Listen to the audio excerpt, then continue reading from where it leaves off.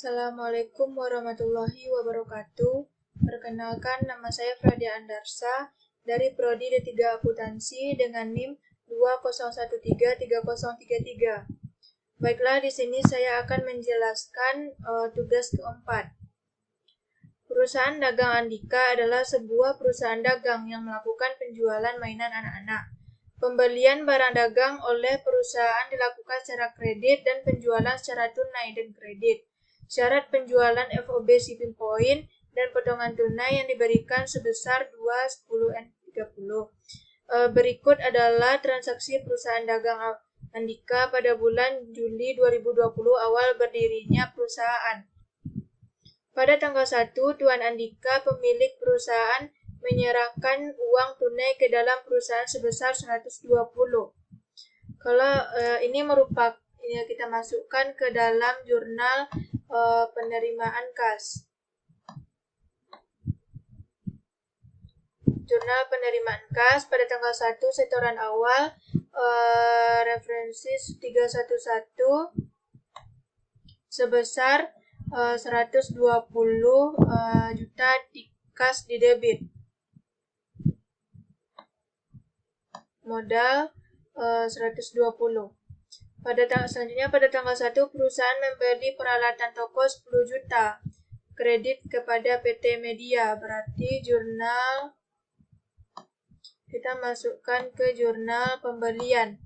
Pada tanggal 1 membeli peralatan kredit referensi 121 pembelian serba-serbi peralatan toko 10 juta kredit utang dagang 10 juta. Selanjutnya, pada tanggal 2, membayar sewa toko pada PT Pembangunan Sumbar untuk 6 bulan sebesar 30 juta. 30 juta. Kita masukkan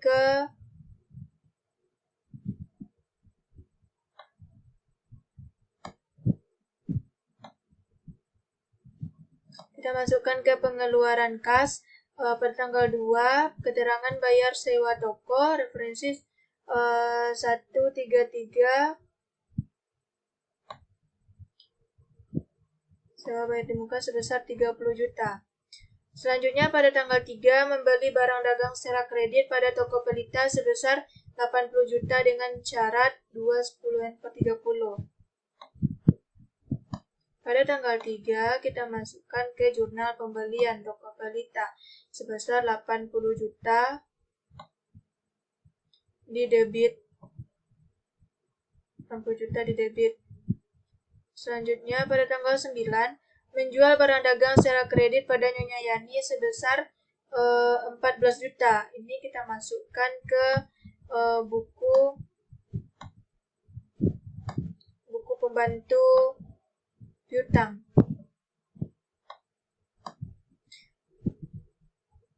Kredit kepada Nyonya Yani. Pada tanggal 9 penjualan kredit di debit sebesar 14 juta. Pada tanggal 10 menjual barang dagang secara kredit pada Nyonya Ita sebesar 15 juta. Nyonya Ita pada tanggal 10 penjualan kredit sebesar 15 juta.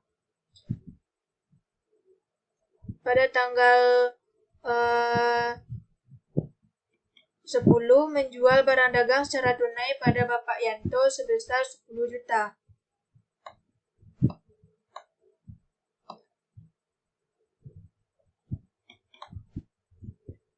Kita masukkan ke jurnal penerimaan kas. Pada tanggal 10 Bapak Yanto referensi 411 di kas debit sebesar 10 juta. Selanjutnya pada tanggal 15 menjual barang dagang secara kredit pada Nyonya Maya. Kita masukkan ke buku pembantu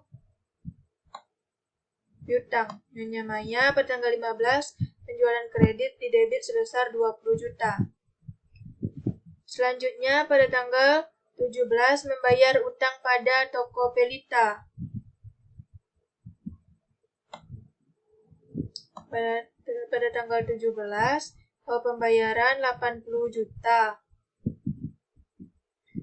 Sebelumnya pada tanggal 3 toko Pelita di kredit sebesar 80.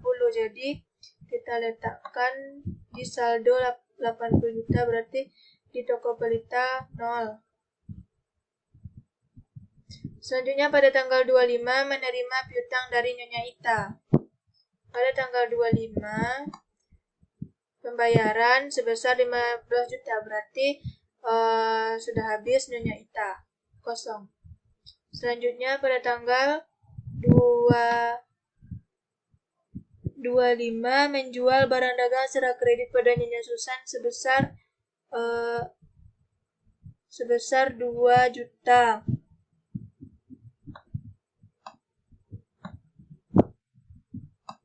Penjualan kredit sebesar 20 juta. Selanjutnya pada tanggal 26 Nyonya Susan mengembalikan barang dagang yang rusak sebesar 2 juta.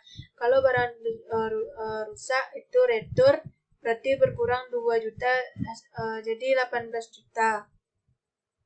Selanjutnya membeli barang dagang secara kredit pada PD Amanah sebesar 40 juta dengan syarat 20/30. PD Amanah 31 pembelian kredit sebesar 40 juta. Retur kita masukkan ke jurnal umum.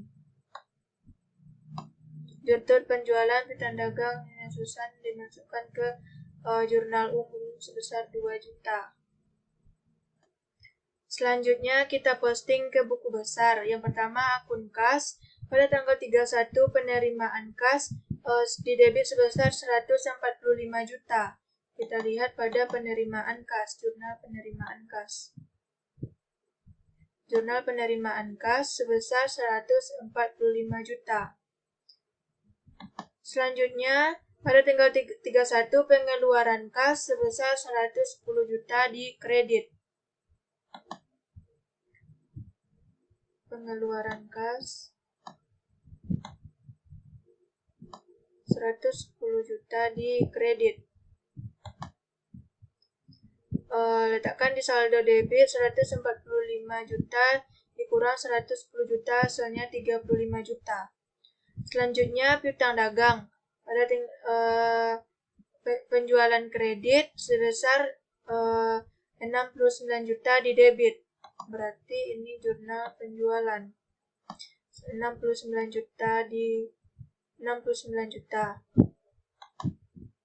Selanjutnya penerimaan kas sebesar 15 juta. Penerimaan kas sebesar 15 juta. Piutang dagang, penerimaan kas 15 juta. Selanjutnya retur penjualan sebesar 2 juta di kredit. 2 juta di kredit. 2 juta di kredit piutang dagang. Jadi kita letakkan di saldo debit 69 dikurang 15, 54 juta dikurang 2 juta, hasilnya 52 juta. Dan begitu seterusnya. Dilakukan dengan cara yang sama. Setelah kita melakukan posting di buku besar, selanjutnya kita akan memasukkan ke neraca saldo, melakukan neraca saldo, jurnal. Pertama ada kas di debit sebesar 35 juta. Piutang dagang sebesar 52 juta. Dan begitu seterusnya. Dan dapatlah hasilnya sebesar 249 juta di debit dan 249 juta di kredit. Baiklah, hanya itu yang dapat saya jelaskan. Apabila ada kesalahan, saya mohon maaf. Wabillahi taufik wal hidayah. Wassalamualaikum warahmatullahi wabarakatuh.